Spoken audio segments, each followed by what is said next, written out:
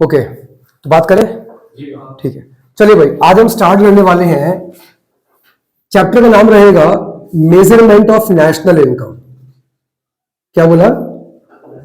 Measurement of national income. देखिए ध्यान से मेरी बात सुनना। इस चैप्टर का नाम जानते हो? National income government of India या किसी भी देश की गवर्नमेंट हर साल निकालती है। निकालने के पीछे का मोटिव क्या होता है?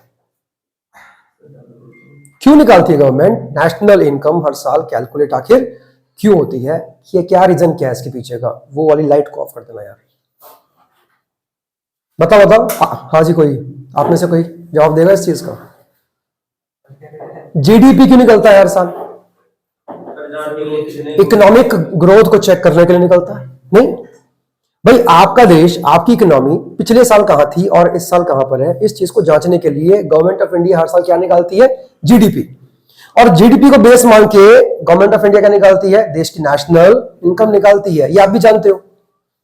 ये सिर्फ इस चीज को चेक करने के लिए होता है कि ग्रोथ कहां तक हुई है। क्या बोला? ग्रोथ कहां तक हुई है। इसको समझने के लिए हम एक यहां पे एग्जांपल लेते हैं। एक इंसान की इनकम पहले कम थी, अब क्या है? ज्यादा है। पहले एक आदमी की इनकम एक महीने की 1 लाख थी, अब वो कमाता है 2 लाख रुपए। क्या ये बात सही है कि उसने ग्रोथ अपनी लाइफ में की? बोलो। हाँ करी है, बिल्कुल करी है सर। उसकी इनकम दिखा रही है। वैसे ही देश की जो प्रोग्रेस है वो कहीं ना कहीं आपको निकालने के लिए उसकी आमदनी, उसकी इनकम निकालनी पड़ती है कि देश की इनकम साल की लास्ट ईयर की तुलना में कहां तक पहुंची है, बढ़ी है, घटी है या उतनी की उतनी है। ग्रोथ का साइन क्या होता है? बढ़ना या घटना? बढ़ना होता है सर, बढ़ना चाहिए। और नेशनल इनकम आपकी तब बढ़ेगी जब आपके देश का, क्या बोलो, जीडीपी पिछले साल के कंपैरिजन में बढ़ेगा। बात समझ आया? ये मैंने आपको चीज एक्सप्लेन करी है एक नॉर्मल आदमी की भाषा में कि असल में national income government of India calculate क्यों करती है। लेकिन एक बात बोलना चाहूंगा कि अगर आपके देश की नेशनल इनकम बहुत हाई है तो इसका यह मतलब बिल्कुल भी नहीं है कि उस देश में रहने वाला हर एक आदमी के पास पैसा होगा। ऐसा नहीं हो सकता। आपको यह बात अच्छे से मालूम होना चाहिए, इंडिया का नेशनल इनकम बहुत अच्छा है। पता है आपको?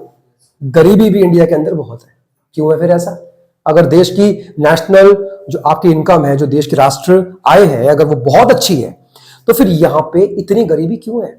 एक एस्टिमेट लगाया गया था, कहते हैं करीबन 30 से 40 करोड़ लोग आज भी बिलो पॉवर्टी लाइन के नीचे हैं।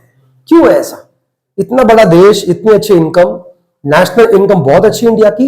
एशिया की बहुत सारी कंट्रीज से हमारे देश की नेशनल इनकम बहुत अच्छी है। लेकिन जरा एक बार संख्या देख लो, जो लोग क्या है? पुअर। कितना? 30 से 40 करोड़। ये कम नहीं होता, ये बहुत है। बात सही है?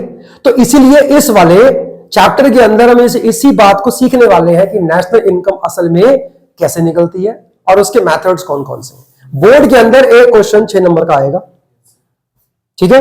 और आपको यह बात अच्छे से मालूम होनी चाहिए कि मेथड बेसिकली 3 तरह के होते हैं निकालने के। पहला क्या बोलना? सबसे पहला मेथड का नाम क्या है? वैल्यू एडेड मेथड, जिसका एक और नाम क्या है? बोलना। बोर्ड में इसी नाम से आएगा ऐसा नहीं, आपको मालूम होना चाहिए इसका अगला नाम है प्रोडक्ट मेथड या प्रोडक्शन मेथड भी इसको कई लोग कहते हैं। इन तीनों का मतलब एक होता है, सेम मीनिंग है। ओके, नंबर सेकंड कौन सा बताना? Income method. क्या बोला? Income method. और इसका कोई और नाम अगर आपको याद हो, बोलो। फैक्टर इनकम मेथड भी इसको कई लोग कहते हैं। क्या बोला? फैक्टर इनकम मेथड भी कहते हैं। And the last method is, number third is expenditure method. Expenditure method का और कोई नाम बोलो आपके हिसाब से, क्या कोई और नाम है इसका? जी हां, इनकम डिस्पोजल मेथड भी इसको कई लोग कहते हैं। इनकम डिस्पोजल, क्या बोला? मेथड क्या? और मैंने अभी अभी आपसे एक बात बोली है कि बोर्ड के एग्जाम्स के अंदर एक क्वेश्चन 6 नंबर का आएगा। और आपको एक और चीज मैं यहां पे इंफॉर्म करना चाहूंगा, आज तक ये 3 मेथड साथ नहीं आए। नहीं, कोई दो आते हैं। या तो ये आ जाएगा और ये आ जाएगा, ये या ये और ये, तीन नहीं आते। लेकिन क्या ये बात क्या ये बात एकदम ठीक है कि आपको तीनों आने चाहिए? क्यों? आपने ये कर लिया और ये कर लिया, क्योंकि सर ने कहा था कि सिर्फ दो आते हैं। अबे कौन से दो आते हैं? इसलिए आपको तीनों आने चाहिए ना। कोई भी अगर दो आ जाएगा तो आप वहां पे कर सकते हो, वो तभी पॉसिबल है जब आपको तीनों मेथड्स आते होंगे। आगे बढ़ सकते हैं? बोलो भाई, ठीक है। अब कुछ बेसिक बातें मैं आपके साथ में करना चाहूंगा और मुझे चेक करना है कि आपको वो सब बातें कितनी याद है। अगर याद होंगी आपको तो आपके लिए ये चैप्टर करना काफी आसान होगा। एग्जांपल याद करो, मार्केट प्राइस नाम का एक था कॉन्सेप्ट, एक था फैक्टर कॉस्ट। याद है कुछ किसी को? Market price and factor cost याद करो। अगर मैं मार्केट प्राइस पर हूं और मुझे फैक्टर कॉस्ट पे आना है, और अगर मैं फैक्टर कॉस्ट पे हूं और मुझे मार्केट प्राइस पे आना है, तो पहला सवाल मेरा आपसे यह है कि मैं किसको यूज करने वाला हूं। मैं तीन बातें बोलूंगा। पहला डेप्रिसिएशन, दूसरा एनएफआईए, तीसरा एनआईटी। पहला डेप्रिसिएशन, दूसरा एनएफआईए, तीसरा एनआईटी। कैसे? ये तुक्का ही मार रहा है बैठ के। मैंने तीन नाम लिए, आपने छूटते आंसर दे दिया। क्या? Net indirect taxes. क्यों एनआईटी क्यों बोला आपने? डेप्रिसिएशन क्यों नहीं बोला? बिकॉज डेप्रिसिएशन का इस्तेमाल होता है ग्रॉस से नेट और नेट से ग्रॉस पे आने के लिए। एनएफआईए का इस्तेमाल क्या होता है? डोमेस्टिक से नेशनल, नेशनल से डोमेस्टिक पे आने के लिए। इसका मतलब साफ है कि एमपी से एफसी और एफसी से एमपी पे आने के लिए हम यूज करते हैं एनआईटी, नेट इनडायरेक्ट टैक्सेस। बात सही है? द क्वेश्चन इज, अगर मैं एमपी पर हूं और मुझे एफसी पे आना है तो मैं एनआईटी के साथ क्या करूंगा? सर माइनस करूंगा एनआईटी। अगर मैं एफसी पर हूं और मुझे एमपी पे आना है तो मैं इसमें एनआईटी को ऐड कर दूंगा। कोई मुश्किल लगा? The question is what is NIT? Net indirect taxes is a difference between indirect taxes minus subsidies. और आपको एक बात बोलना चाहूंगा और इसको ध्यान रखना, ये हमेशा इसमें से ही माइनस होती है। क्या बोला? ये हमेशा इसमें से ही माइनस होगी। मान लो आपको किसी क्वेश्चन में आईटी है ही नहीं आपके पास, तो आप क्या मानोगे उसको? जीरो। लेकिन ये आपको दी हुई है 100, तो एमआईटी विल बी -100। पता है क्या सीखा? MIT can be positive, it can also be negative, it can also be zero। NIT zero आ सकती है अगर इनडायरेक्ट टैक्सेस एंड सब्सिडीज बराबर हो जाते हैं। 100 - 100 जीरो। ऐसे केस में market price will be equal two factor cost. फिर चाहे ऐड करो या माइनस करो, जो चीज जीरो है उसका कोई इंपैक्ट नहीं पड़ना। बात इतनी क्लियर है आपको? आगे बढ़ू? ठीक है, आगे बढ़ते हैं।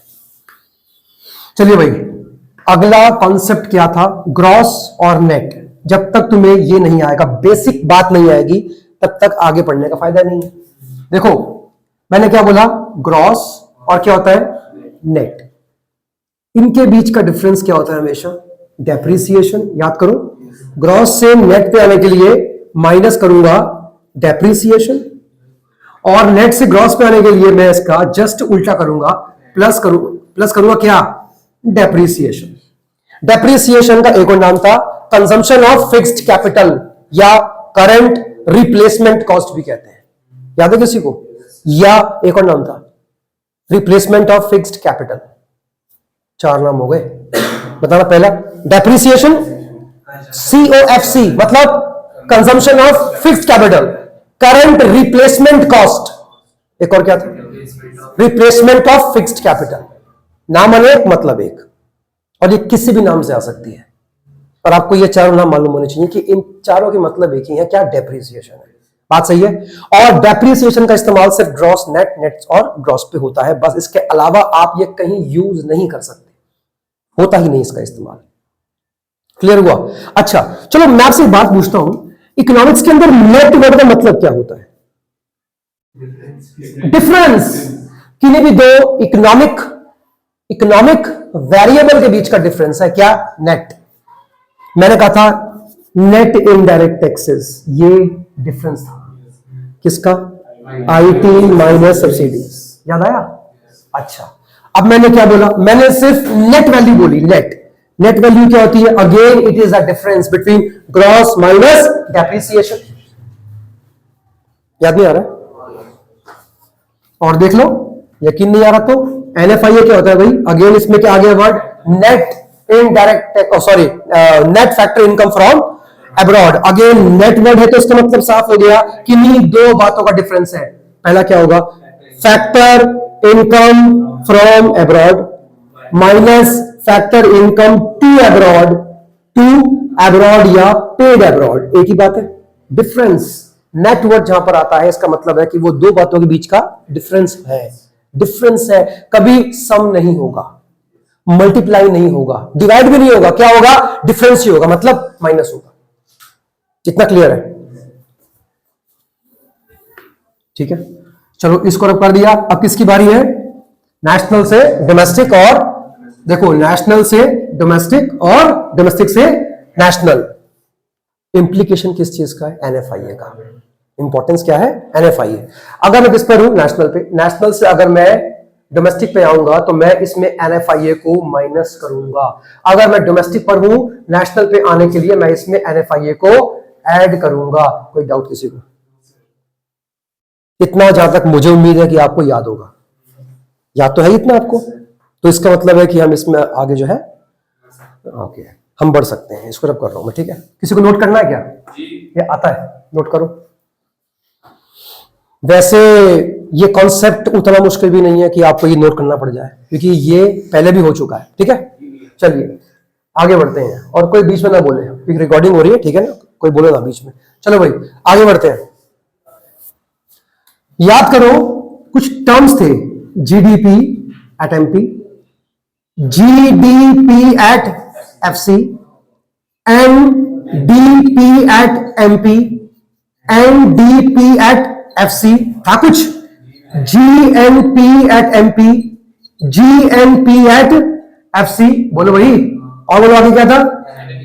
NNP एट MP, और लास्ट था NNP एट FC, जिसमें से ये थी तुम्हारी डोमेस्टिक इनकम और ये थी आपकी नेशनल इनकम। ये दो बातें आपको मालूम होनी चाहिए, क्योंकि अक्सर बोर्ड में वो आपसे इन्हीं दो के बारे में पूछेगा। मैंने अक्सर बोला, हमेशा नहीं बोला, मतलब इनके बारे में भी पूछ सकता है। और इनका खेल वही है जो अभी आपने जान लिया था। क्या? डोमेस्टिक से ग्रॉस, ग्रॉस से डोमेस्टिक, डेप्रिसिएशन, फैक्टर कॉस्ट से मार्केट प्राइस, MP से FC पे आने के लिए NIT, domestic national, national domestic, NFIA। अगर इतना आपको आता है तो ध्यान से देख लो, 8 बातें लिखी हुई है और 8 में उन्हीं का जिक्र किया गया। अब एक बात, कभी भी आपको कंफ्यूजन नहीं होगा। अगर चाहते हो कि ऐसे क्वेश्चंस में कभी कंफ्यूज ना हो, एक बात ध्यान रखना, जब भी n पहले दिया होगा, क्या बोला? या तो n स्टार्टिंग में दिया होगा या n आपको हमेशा बीच में दिया होगा। अगर n पहले दिया है तो वो हमेशा नेट होता है। अगर n बीच में दिया है तो वो हमेशा नेशनल होता है। भूलोगे? चेक कर लो, n दिख गया यहां पे, नेट है ये नेशनल है। अगर n पहले दिया तो क्या है? ये नेट है। ये क्या है? ये क्या है? हाँ, net national product at market price. Sure हो? चलो ठीक है, इस क्या कर दूं मैं? नोट नहीं करना है क्योंकि बुक्स में दिया हुआ है सारा, आप वहां से भी इसको पढ़ सकते हैं। मैं आगे बढ़ रहा हूं।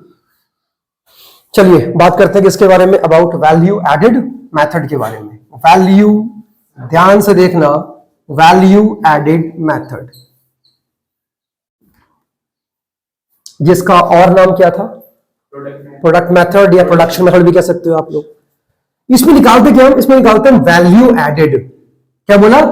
Value added is always equal to value of output minus intermediate consumption. Intermediate consumption या कॉस्ट या परचेज ऑफ रॉ मटेरियल, एक ही बात होती है। मैंने इसके फिर से 3 नाम बोले, पढ़ना क्या लिखा है? इंटरमीडिएट कॉस्ट, इंटरमीडिएट कंजम्पशन और परचेज ऑफ रॉ मटेरियल। अगर किसी क्वेश्चन में लिखा हो purchase of plant and machinery, purchase of a tractor, किसी फिक्स्ड एसेट्स का नाम दिया होता है तो वो कभी भी इंटरमीडिएट कॉस्ट का पार्ट नहीं होता, क्योंकि वो एक फिक्स्ड एसेट है, वो एक फाइनल गुड्स है। अब मेरा सवाल आपसे ये है कि इंटरमीडिएट कॉस्ट का मतलब क्या होता है? ठीक है, इसकी फुल फॉर्म तो हमने जान ली, लेकिन इसका मीनिंग क्या है? व्हाट इज इंटरमीडिएट कंजम्पशन और कॉस्ट? होता क्या है ये? The amount which is spent on the purchase of raw material और इंटरमीडिएट गुड्स। इंटरमीडिएट गुड्स को परचेज करने पे आपका जो पैसा लगता है वही आपका इंटरमीडिएट कॉस्ट होता है या इंटरमीडिएट कंजम्पशन होता है। सवाल है, आईसी को, इंटरमीडिएट कॉस्ट को मैंने माइनस क्यों किया? पढ़ा हुआ शब्द को तुमने, तुमको सब कुछ मालूम है, वो अलग बात है, भूल गए। इंटरमीडिएट कॉस्ट माइनस क्यों हुई? क्योंकि इंटरमीडिएट गुड्स के ऊपर लगने वाला कोई पैसा नेशनल इनकम में ऐड नहीं होता। याद करो, याद करो। Only final goods find the part in the GDP. आप कौन से गुड्स को जीडीपी के अंदर ऐड करते हो? फाइनल गुड्स को। कभी भी इंटरमीडिएट गुड्स ऐड नहीं होते। क्यों? क्योंकि इंटरमीडिएट गुड्स की वैल्यू पहले ही फाइनल गुड्स के अंदर ऐड हो चुकी है। अगर आपने फिर से ऐड कर दिया, it leads to double counting. क्या बोला? It leads to double counting, मतलब आपका आंसर गलत आएगा, ज्यादा आएगा, जो कि रॉन्ग है। इसलिए हमेशा फाइनल गुड्स की वैल्यू को ही हमेशा हम ऐड करते हैं, किसमें? जीडीपी के अंदर। बात समझ नहीं आ रही है? दो तरह की इनकम थी, फैक्टर एंड ट्रांसफर इनकम। याद करो, नेशनल इनकम में कौन सी ऐड होती है? Only factor. ट्रांसफर इनकम कितनी भी बड़ी अमाउंट की हो कभी ऐड नहीं होती। क्यों? वो अर्नड इनकम नहीं है, मतलब आपने कमाई नहीं है, आपको मिली है, कभी ऐड नहीं होती है। इतना क्लियर हुआ? ठीक है, अब जरा मैं इस पे आता हूं लौट के। What is value of output? ये बताओ पहले तो। What is value of output? Output का मतलब क्या होता है? 11th क्लास याद करो, माइक्रो के अंदर एक चैप्टर था जिसका नाम था प्रोडक्शन फंक्शन। उसमें था आउटपुट, इनपुट। आउटपुट क्या होता है? आउटपुट का दूसरा नाम क्या है? आउटपुट का दूसरा नाम होता है प्रोडक्शन। ये मतलब होता है भाई इसका। क्या लिखा? Value of output. आपने जो सामान बनाया, मैन्युफैक्चर किया, सर उसका वैल्यू क्या है? क्या बोला? उसका वैल्यू क्या है? अब अगर आपको ये चीज निकालनी है तो आपको इसके अंदर दो बातों को ऐड करना पड़ेगा। पहला, जो सामान आपने बेचा मतलब आपकी सेल्स, प्लस जो सामान आपका बिक नहीं पाया मतलब चेंज इन स्टॉक। क्या बोला? Change in stock. देखो देखो देखो, हमने 200 चेयर बेची, 50 चेयर हमारी बिक नहीं पाई, इसका मतलब है टोटल आउटपुट चेयर का 250 था। उत्पादन जो हुआ था वो 250 चेयर का हुआ था, जिसमें से 200 हमने बेच दी, बाकी 50 हम बेच नहीं पाए। तो कितनी चेयर्स आपकी बनी होंगी? 250। यही तो है वैल्यू ऑफ योर आउटपुट। बात समझ नहीं आ रही है? अरे बोलो भाई। तो इसका मतलब साफ हो गया कि जब मैं इसके बारे में आपसे बात करूंगा तो मैं सेम चीज करने वाला हूं। क्या? सर, जो सामान बेचा प्लस जो सामान बिक नहीं पाया मतलब चेंज इन स्टॉक। अकाउंट्स पढ़ते हो सारे के सारे? कॉमर्स है? अगर कॉमर्स है तो मुझे नहीं लगता कि आपको चेंज इन स्टॉक का मतलब नहीं मालूम होगा। चेंज इन स्टॉक का मतलब होता है sir closing stock minus opening stock. याद करो। अब एक और बात, चेंज इन स्टॉक का एक और नाम क्या होता है? इन्वेंट्री इन्वेस्टमेंट कहते हैं बहुत लोग इसको, भूलना मत, ये काम आती है। Inventory investment means again change in stock. Change in inventory बोल सकता हूं क्या? क्योंकि स्टॉक का एक और नाम क्या होता है? इन्वेंट्री होता है। तो अगर मैंने क्या बोला change in stock, can I use the word change in inventory? बिल्कुल सही है। या इन्वेंट्री इन्वेस्टमेंट एक ही है। बात समझ नहीं आ रही है? देखो, इसको निकालने के बाद इसमें ऐड करोगे, बस शर्त है कि इसको निकालने के बाद आंसर प्लस में आना चाहिए। अगर इसको आपने किया सॉल्व और आंसर इसमें आ गया, आपका चेंज इन स्टॉक मान लो माइनस में आ गया, अब सेल्स में वो ऐड नहीं माइनस होगा। बात समझ नहीं आ रही? कई बार लिखा हुआ आएगा इंक्रीज इन स्टॉक, बस ये लिख के छोड़ देगा, मतलब ऐड होगा किसमें? सेल्स में। क्या लिखा होगा? डिक्रीज इन स्टॉक, क्या होगा? माइनस होगा। कहां से? सेल्स में से। बात समझ नहीं आ रही? तो कभी कंफ्यूज नहीं होना है, क्योंकि मैंने बता दिया आपको कि क्या क्या बातें आपके सामने आ सकती हैं। चेंज इन स्टॉक भी लिखा हुआ आता है, कई बार लिखा होगा, अलग अलग आपको दिए होंगे, ये रहा क्लोजिंग स्टॉक, ये रहा ओपनिंग स्टॉक। अब क्या करें, we have to calculate change in stock. कैसे निकालोगे, closing stock minus opening stock, आ जाएगा आंसर। बशर्ते कि आंसर प्लस में आना चाहिए, क्योंकि अगर माइनस में आ गया तो हम चाहकर भी उसको उसमें ऐड नहीं कर पाएंगे। क्यों, इसका मान लो आपने ये किया सॉल्व, आंसर किस में आ गया, माइनस में आ गया, माइनस प्लस क्या हो जाएगा, माइनस। इतनी बात क्लियर है। अब जो बात बोलूंगा फिर से आपको ध्यान सुननी है भाई। मैंने अभी सेल्स का नाम लिया था आपके सामने। सेल्स बनती है दो चीजों से, एक तो वो सेल्स होती है जो आप देश के अंदर बेचते हो, जिसका नाम क्या होता है, डोमेस्टिक सेल्स। एक वो सेल्स है जो आप देश के बाहर करते हो, एक्सपोर्ट्स।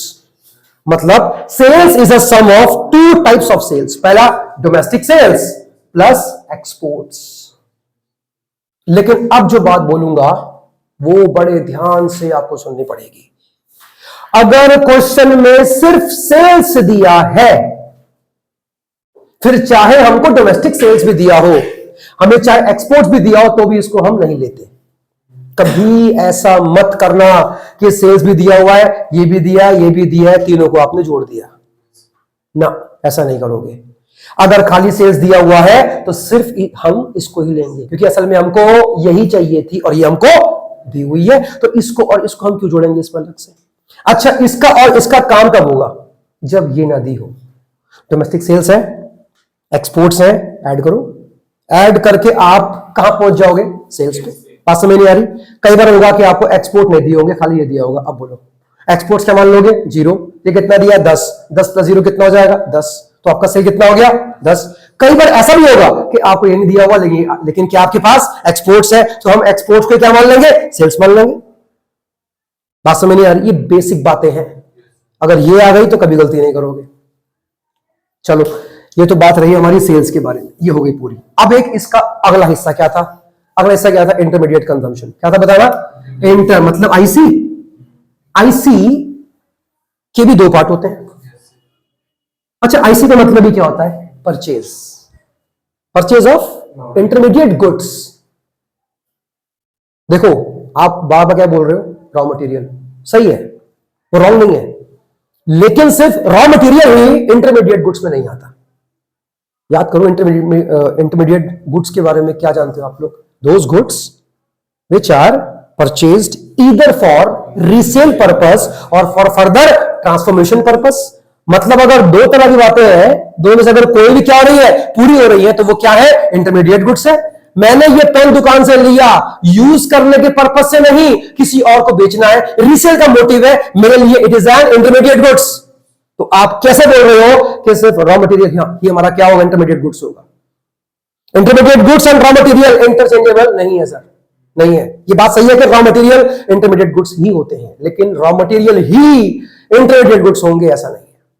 बात सही है, ठीक है। तो अगर सेल्स के अंदर दो टाइप की सेल्स थी, एक्सपोर्ट्स और क्या था, नहीं, डोमेस्टिक सेल्स और क्या था, एक्सपोर्ट्स। तो फिर ये क्या है तुम्हारा, परचेज। परचेज भी आपके दो होंगे, एक तो क्या आएगा, डोमेस्टिक परचेजेस, और एक आएगा इंपोर्ट्स। नहीं, सेम फंडा यहां पर भी है कि अगर ये दिया हुआ है, ये भी दिया, ये भी दिया है, तो भैया ये हमारे काम की नहीं है। ये नहीं दिया हुआ, ये दिया है खाली, ये ही नहीं, तो सर ये हो जाएगा। अच्छा, ये भी नहीं, ये भी नहीं, ये दिया, इंपोर्ट दिया, तो in that case import will be your intermediate cost. और इंटरमीडिएट कॉस्ट हमेशा वैल्यू ऑफ आउटपुट में से ही माइनस होती है, ये चीज आपको ध्यान रखनी है। बातें क्लियर है? चलो अब कुछ और बातें इसके बारे में। हाँ जी, देखो, value added by primary sector, ध्यान सुनना, value added by secondary sector, value added by tertiary sector, इन तीनों के अमाउंट्स को अगर मैंने ऐड कर दिया तो आप जानते हो मैं कहां पहुंच चुका, sigma GVA at MP which will be always equal to GDP at MP।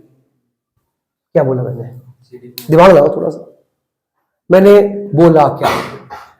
अगर आपके सामने क्या लिखा है, primary sector, secondary sector, tertiary sector. अगर इन तीनों के वैल्यू एड आपके पास है तो उन तीनों को जोड़ दो तो कहां पहुंचोगे? Sigma GVA. GVA means gross value added at market price. बात समझ नहीं आ रही? जो कि हमेशा किसके बराबर होती है? जीडीपी एट एमपी के बराबर होती है। यहां देखो, यहां पे बात समझ नहीं आ रही है? मैं पूछूंगा ना, अभी मैं पूछूंगा, सही है? अब मान लो कि अगर आपको क्वेश्चन के अंदर प्राइमरी, सेकेंडरी, टर्शरी सेक्टर का जिक्र ही नहीं किया, उसने कुछ बोला ही नहीं है, तो उस केस में क्या होता है? उस केस में जो आपका आएगा आंसर वैल्यू एडेड का, वही तुम्हारा gross value added at market price बन जाता है। और अगर ये निकल चुका है तो सर क्या निकल चुका है? जीडीपी एट एमपी निकल चुका है। अगर primary, secondary and tertiary sectors का जिक्र नहीं किया गया तब की बता रहा हूं। तीनों लिखे हुए आ गए तो भैया तीनों को ऐड करोगे, कहां पहुंचोगे? कहां पहुंचोगे? उसमें से करोगे माइनस इंटरमीडिएट कॉस्ट। तीनों सेक्टर की इंटरमीडिएट कॉस्ट माइनस करोगे, कहां पहुंचोगे? Sigma GV at MP is equal to GDP at MP. कोई डाउट है तो पूछिए, जल्दी एक बार देखिए। क्या देखो, कुछ है लिखा ही नहीं है। जो कुछ अब तक बात हुई उसमें पूछना तो पूछिए, वरना फिर आगे बढ़ेंगे। आगे सब कुछ अच्छा। चलो, एक वर्ड आपके सामने आएगा कई बार, एनवीए एट एमपी। ये बताओ ये क्या है? नेशनल है ये? जब भी स्टार्टिंग में दिया होता है वो नेशनल होता है क्या? It is always net value added at market price. अगर आपने अपना जीवीए एट एमपी निकाल लिया, जो कि कुछ ऐसे निकलता है, value of output minus intermediate consumption, अगर इसको निकाल चुके हो तो क्या इसको निकाल सकते हो? सिर्फ ग्रॉस से नेट पे आना है, माइनस कर देंगे डेप्रिसिएशन, बाकी कोई चेंज नहीं होगा। कई बार पूछेगा कैलकुलेट एनवीए एट एफसी। अब बोलो, ग्रॉस से नेट पे आने के लिए माइनस डेप्रिसिएशन, एमपी से एफसी पे आने के लिए माइनस नेट इनडायरेक्ट टैक्सेस। बस तुम्हें जो बातें ध्यान रखनी है वो क्या है कि नेट से ग्रॉस पे, ग्रॉस से नेट पे आने के लिए, एफसी से एमपी, एमपी से एफसी पे आने के लिए हम क्या करते हैं। अगर इतना याद है तो गलती नहीं करोगे। बात सही है? ये सिर्फ बेसिक था अब तक का, ओनली बेसिक। न्यूमेरिकल्स तो अब आएंगे, हम स्टार्ट करेंगे। स्टार्ट करें? एक बुक चाहिए मेरे को।